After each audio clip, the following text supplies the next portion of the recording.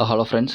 நம்ம இன்னைக்கு என்ன பார்க்க போறோம் அப்படின்னா வந்து இந்தியால மொத்தம் எத்தனை ஸ்டாக் எக்ஸ்சேஞ்சஸ் இருக்கு, அதுக்கப்புறம் வந்து எத்தனை புரோக்கர்ஸ் இருக்காங்கன்னு பார்க்க போறோம். நம்ம இருக்கிறது இப்போ வந்து வெப்சைட் பார்த்தீங்கன்னா, securities and exchange board of India அதோட வெப்சைட்ல இருக்கும், செபி. ஸோ நான் இந்த இந்த டிஸ்கிரிப்ஷனை வந்து நான் கீழே வந்து இந்த மேலே இருக்கிற லிங்க்கை வந்து நான் கீழே டிஸ்கிரிப்ஷனில் ஷேர் பண்ணுறேன். அதோட அதை நீங்கள் போய் கிளிக் பண்ணி நீங்கள் பர்சனலாக போய் ஒவ்வொன்றும் எப்படி இருக்குது அப்படின்னு செக் பண்ணுங்கள். இதில் இருக்கிறது 1 2 3 4 5 6 7 இந்த 7 லிங்க்ஸையும் வந்து நீங்கள் கிளிக் பண்ணி என்னென்ன இருக்குது அப்படின்றத செக் பண்ணிக்கோங்க. நம்ம ஃபர்ஸ்ட் இருக்கிற விஷயத்துக்கு போவோம். ரெகக்னைஸ்ட் இன்டர்மீடியரிஸ்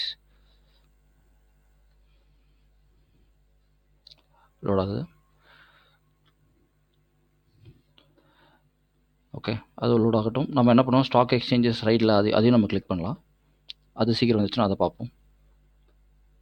ஓகே, அது முதல்ல வந்துருச்சு. சரி, என்ன அப்படின்னா வந்து இப்போ வந்து இந்தியாவில் மொத்தம் எவ்வளோ எக்ஸ்சேஞ்ச் இருக்குது அப்படின்னா, ஆன்சர் என்ன அப்படின்னா வந்து 9 எக்ஸ்சேஞ்சஸ் இருக்குது. இதில் வந்து எது வந்து பெர்மனெண்ட் அப்படின்றத பார்ப்போம்.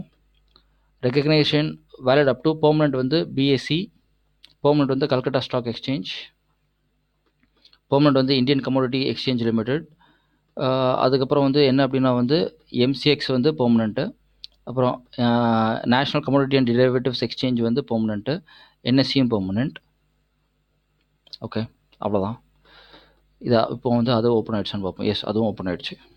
ஓப்பன் ஆனோடனே இந்தியாவில் மொத்தம் எத்தனை ஸ்டாக் புரோக்கர்ஸ் இருக்கிறாங்க அப்படின்னா வந்து registered stock brokers in India வந்து 4592. ஸோ நம்ம கிளிக் பண்ணி பார்க்கலாம். கிளிக் பண்ணியாச்சு. அதுக்கு முன்னாடி வேறு ஏதாவது பண்ண முடியுமான்னு பார்ப்போம்.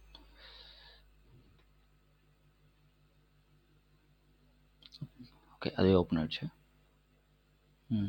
ஓகே, ஸோ இதில் எது முக்கியம் அப்படின்ற மாதிரி பார்த்தீங்கன்னா வந்து அந்த புரோக்கர்ஸோட நேம் கொடுத்துருப்பாங்க. அதுக்கப்புறம் அந்த ரெஜிஸ்ட்ரேஷன் நம்பர், அவங்களோட பர்சனல் அந்த கம்பெனியோட இமெயில் அட்ரஸ், அவங்களோட டெலிஃபோன்.